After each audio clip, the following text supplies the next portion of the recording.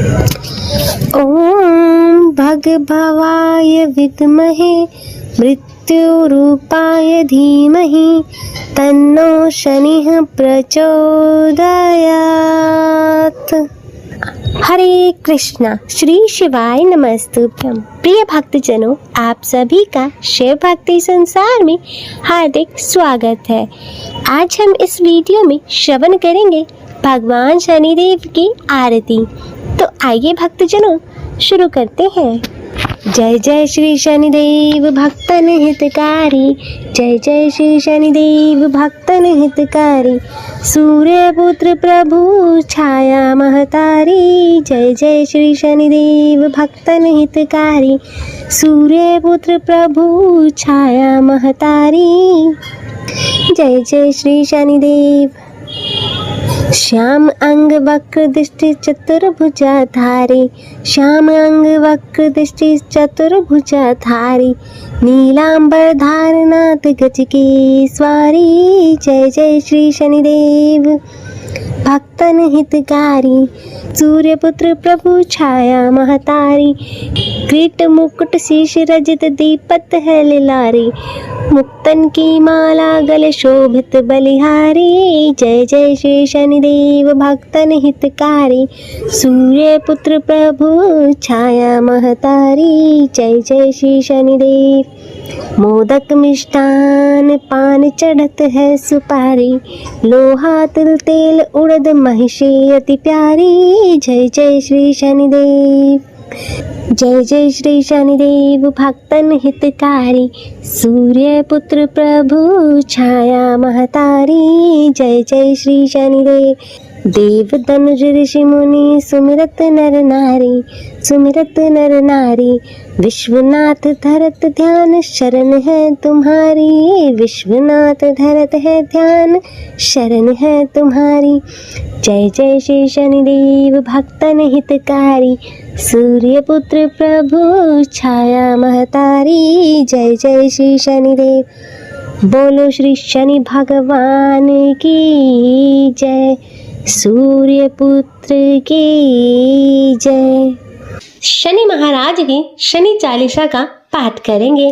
तो आप सभी भक्तजन बड़ी ही श्रद्धा से शनि महाराज का ध्यान करते हुए वीडियो को अंत तक देखिएगा। बोलिए श्री शनिदेव महाराज की जय। शनि महाराज का आशीर्वाद पाने के लिए शनि चालीसा का पाठ महत्वपूर्ण होता है। शनिदेव को प्रसन्न करने के लिए शनि चालीसा का पाठ किया जाता है। इससे करने से घर में सुख और समृद्धि आती है और साथ ही घर में धन की कमी नहीं होती है। सप्ताह के 7 दिन किसी न किसी देवी देवता को समर्पित होते हैं। समर्पित देवी देवता की पूजा करने से वो प्रसन्न होते हैं और हमारे ऊपर अपनी कृपा बनाए रखते हैं। शनिवार का दिन शनिदेव को समर्पित होता है। इस दिन भगवान शनिदेव की विधि विधान से पूजा करने से भक्तों की मनोकामनाएं पूर्ण होती हैं और जीवन की बाधाएं कम हो जाती हैं। शनिवार के दिन शनि चालीसा का पाठ करने से शनिदेव अति प्रसन्न होते हैं। व्यक्ति के मन में नकारात्मक विचार नहीं आते और सकारात्मकता का संचार होता है। तो आइए भक्तजनों अब करते हैं भगवान शनिदेव की शनि चालीसा का पाठ। दोहा।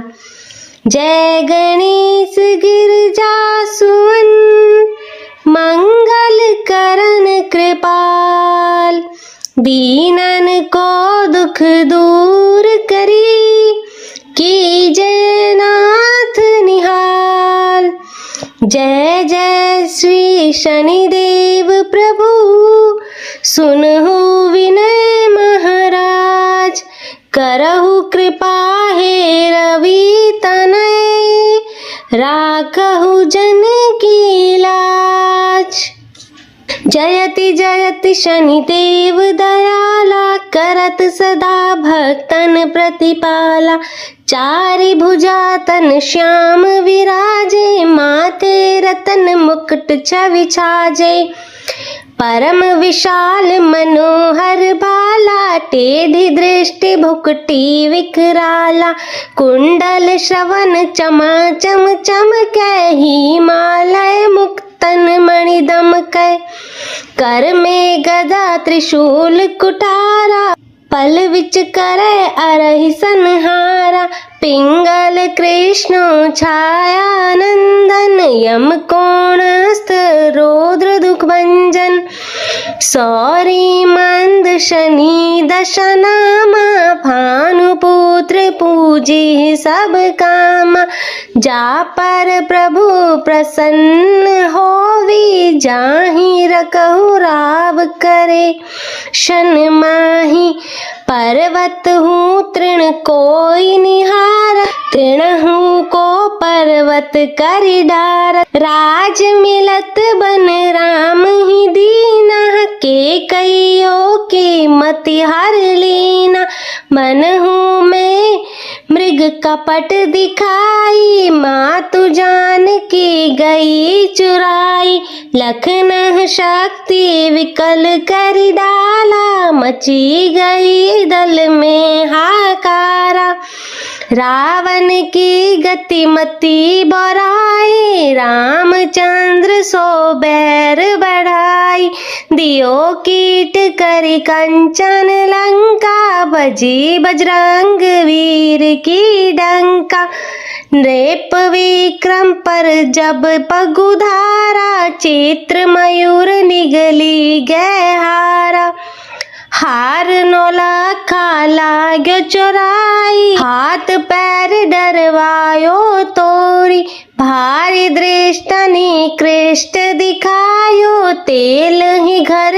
को लू चलवाई, नए राग दीपक महकीनो, तब प्रसन्न प्रभु है सुख दीनो, हरिश्चंद्र हु नृप नारी बिकानी, आप ही भरे डोम घर पानी, तैसे नल पर दशा सिरानी, बूंज मीन कूद गई पानी, श्री शंकर ही गए हो जब जाई, पार्वती को सती कराई, तनिक विलोकत ही करी रीसा, नभ उड़ी गय गौरी सुत सीसा, पांडव पर भय दशा तुम्हारी, बची द्रौपदी होती उखारी, कौरव के भी गति मति मार्यो, युद्ध महाभारत करि डार्यो, रवि कहाँ मुख मह धरि तत्काला, लेकर कूदी प्रयो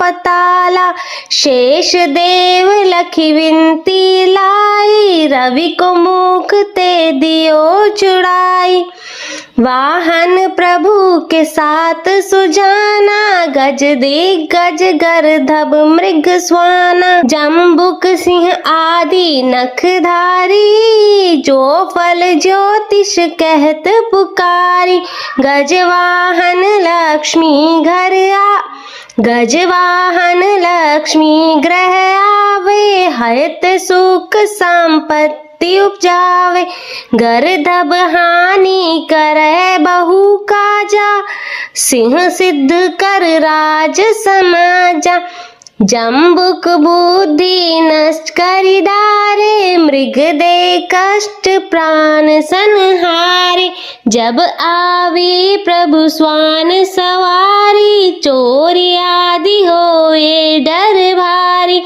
ते सही चारी चरण यह नामा, स्वर्ण लोह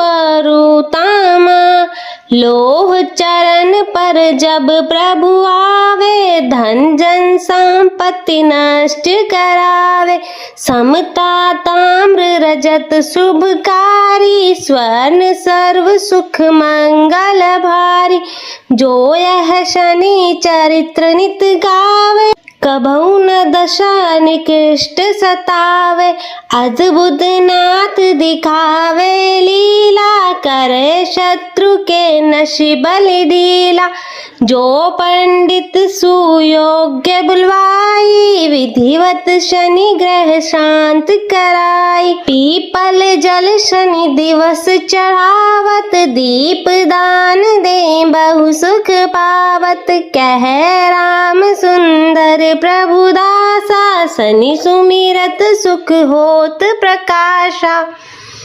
प्रतिमा श्री शनि देव की, लोह धातु बनवाए।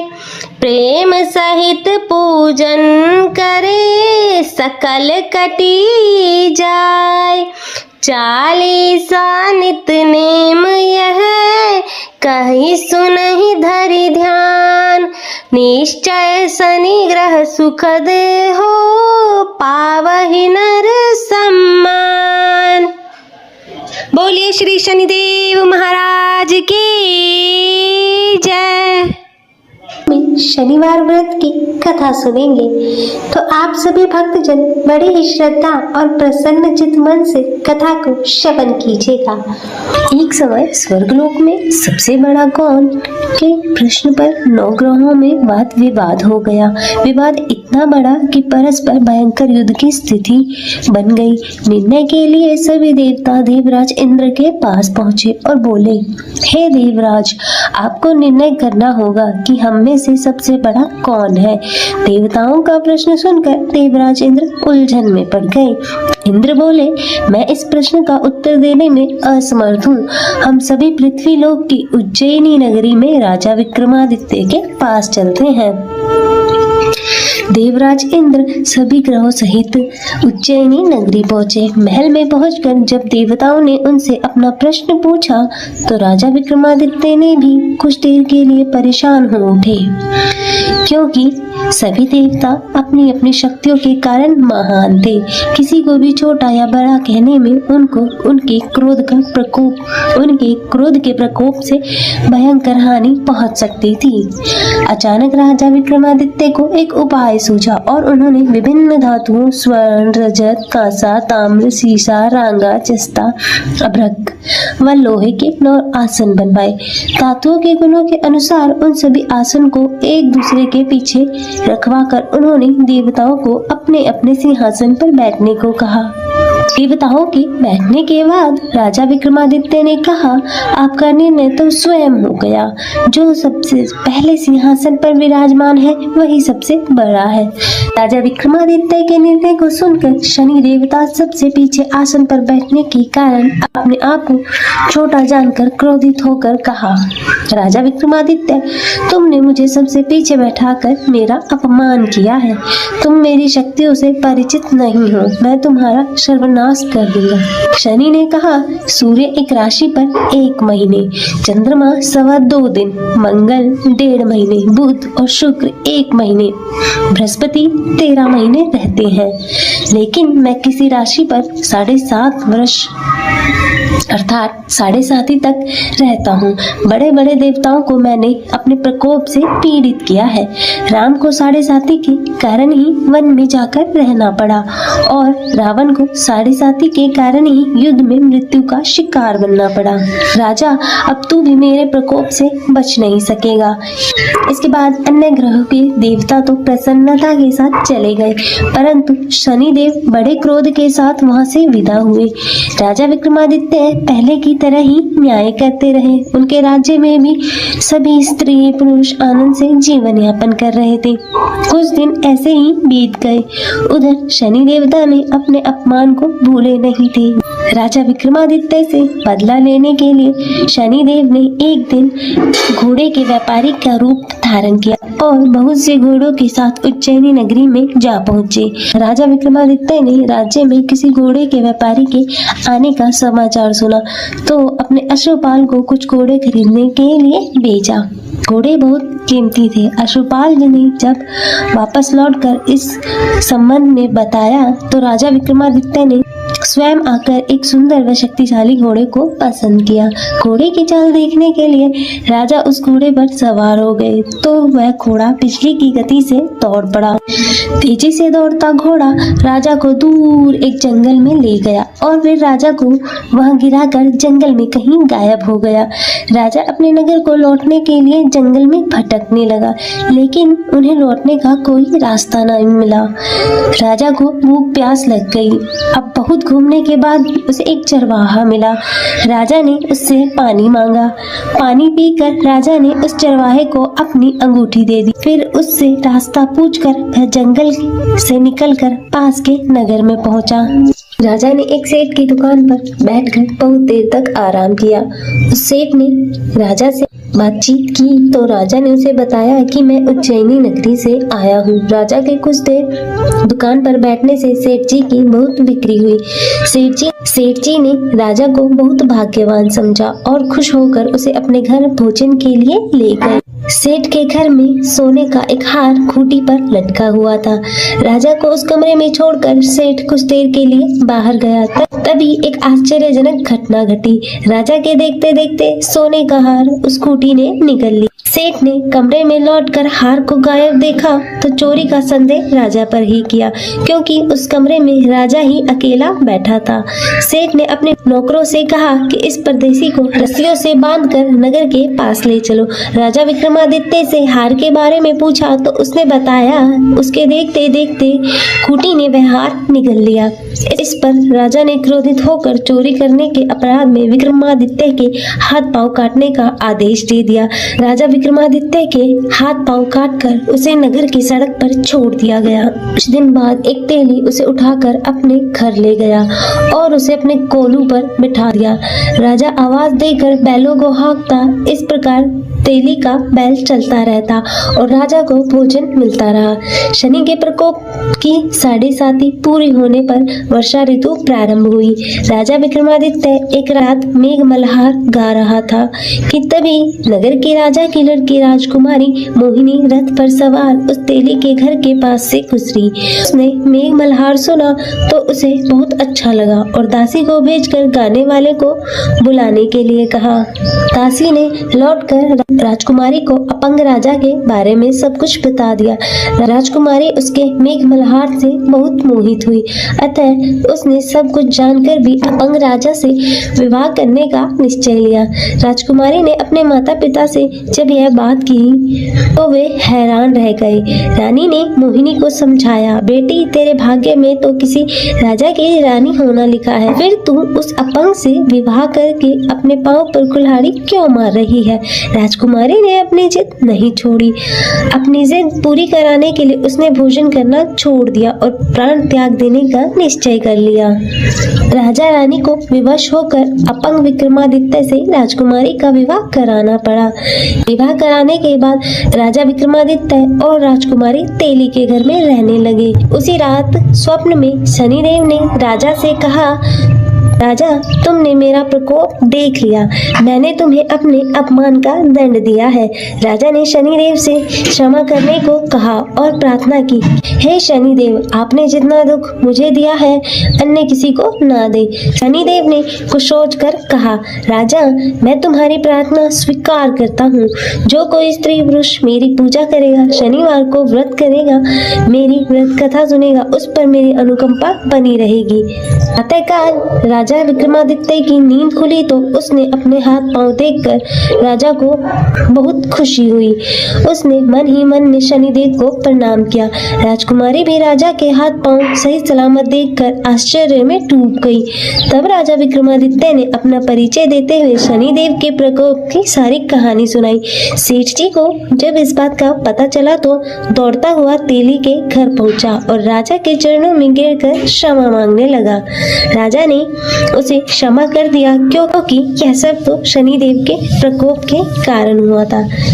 सेठ राजा को अपने घर ले गया, उसे भोजन कराया। भोजन कराते समय वहाँ एक आश्चर्यजनक घटना घटी। सबके देखते देखते उस खूंटी ने हाथ उगल दिया। सेठ जी ने अपनी बेटी का विवाह भी राजा के साथ कर दिया और बहुत से स्वर्ण आभूषण धन आदि देकर राजा को विदा कर दिया। राजा विक्रमादित्य राजकुमारी मोहिनी और सेठ जी की बेटी के साथ उज्जैनी पहुंचे तो नगरवासियों ने हर्ष के साथ उनका स्वागत किया। अगले दिन जब राजकुमार राजा विक्रमादित्य ने पूरे राज्य में घोषणा कराई कि शनिदेव सब देवों में सबसे श्रेष्ठ है, प्रत्येक स्त्री पुरुष को शनिवार को उनका व्रत करे और व्रत कथा सुने। राजा विक्रमादित्य की घोषणा से शनिदेव बहुत प्रसन्न हुए। शनिवार का व्रत करने वाले और व्रत कथा सुनने के कारण सभी लोगों की मनोकामनाएं शनिदेव की अनुकंपा से पूरी होने लगी और सभी लोग आनंद पूर्वक रहने लगे। ओम नमो भगवते वासुदेवाय नमः। हरे कृष्ण। श्री शिवाय नमस्तुभ्यम। तो आप सभी भक्तजन बड़ी ही श्रद्धा और प्रसन्न चित्त मन से कथा को श्रवण कीजिएगा। उमापति श्री शंकर भगवान की जय, शनिदेव महाराज की जय, सर्व देवी देवताओं की जय। कथा के अनुसार किसी गांव में एक ब्राह्मण अपने परिवार के साथ रहता था और सुबह वह जब सोकर उठता तो कुछ चिंतित रहता था। तब उसकी पत्नी ने पूछा कि आप सुबह सुबह किस चिंता में हो। तब ब्राह्मण ने कहा कि आजकल मुझे रोज स्वप्न में नीले कपड़े पहने एक व्यक्ति दिखाई देता है और कहता है कि मैं तेरे लगूंगा। और तब यह सुनकर उसकी पत्नी बोली, यह तो शनिदेव है और आप पर शनि की दशा लगने वाली है। अब वह सपने में आए तो उनसे कहना कि लग जाओ, लेकिन सवा पहर से ज्यादा की हाँ मत भरना। और अगले दिन फिर ब्राह्मण को रात में वही स्वप्न आया तो ब्राह्मण बोला, लग जाओ। तब शनिदेव ने कहा, ब्राह्मण मैं तेरे 7.5 साल के लिए लगूंगा। तो वह ब्राह्मण बोला, नहीं महाराज, यह तो मुझसे सहन नहीं होगा। फिर शनिदेव बोले, ठीक है तो मैं 5.5 साल के लिए लगूंगा।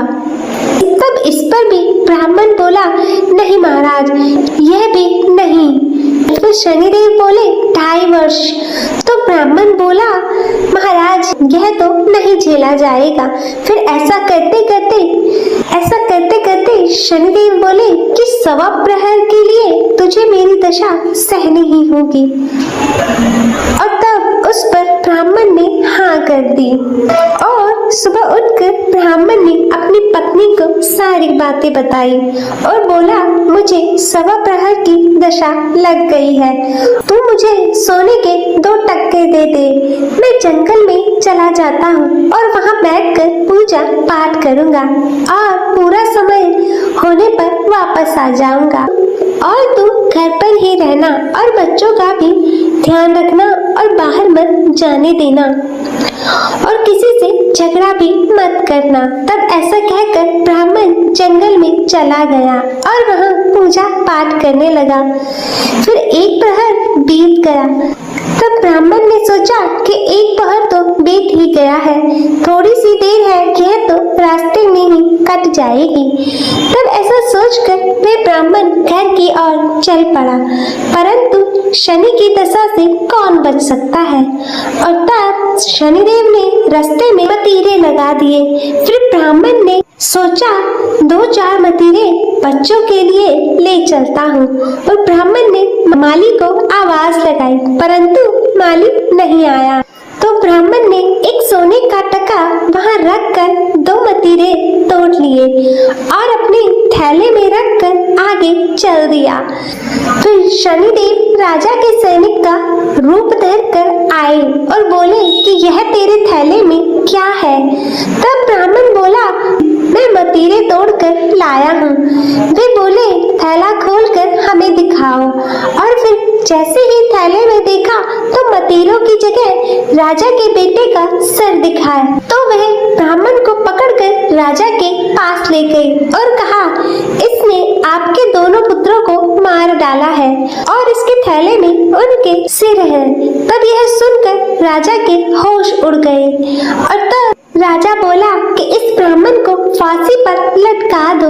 और जब ब्राह्मण को फांसी दी जाने लगी तो ब्राह्मण बोला, मैं अपना पूजा पाठ कर लूं, फिर मुझे फांसी पर लटका देना, यह मेरी आखिरी इच्छा है। तो राजा बोला, ठीक है।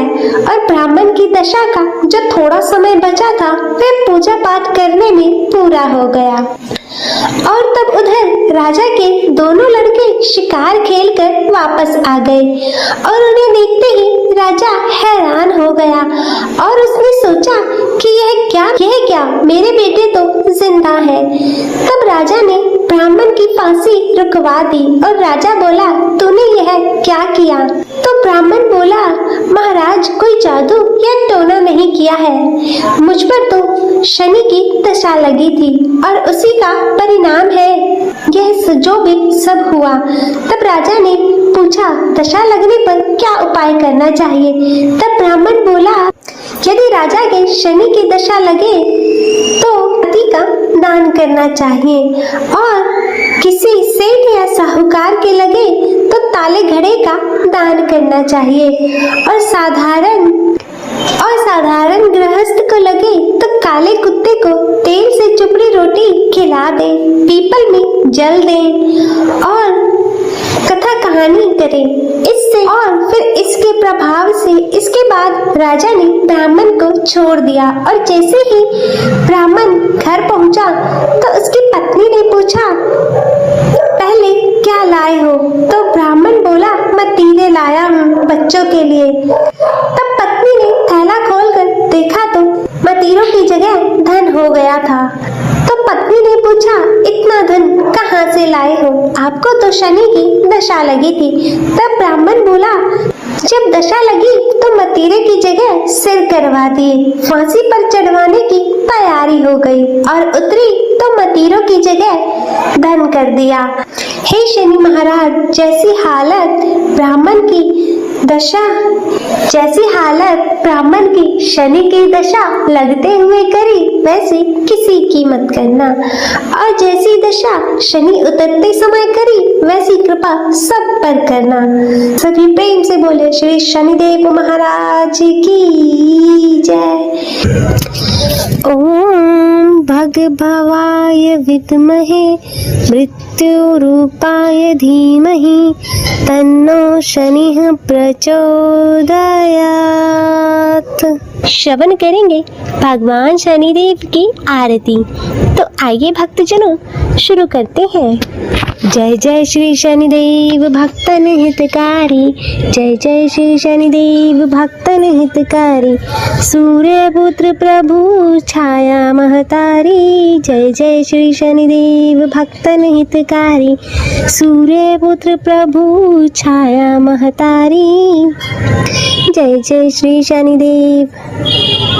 श्याम अंग वक्र दृष्टि चतुर्भुजा धारी, श्याम अंग वक्र दृष्टि चतुर्भुजा धारी, नीलांबर धारनाथ गज की स्वारी, जय जय श्री शनिदेव भक्तन हितकारी, सूर्यपुत्र प्रभु छाया महतारी, किरीट मुकुट शीश रजत दीपत है लिलारी, मुक्तन की माला गले शोभित बलिहारी, जय जय श्री शनिदेव भक्तन हितकारी, सूर्यपुत्र प्रभु छाया महतारी, जय जय श्री शनिदेव।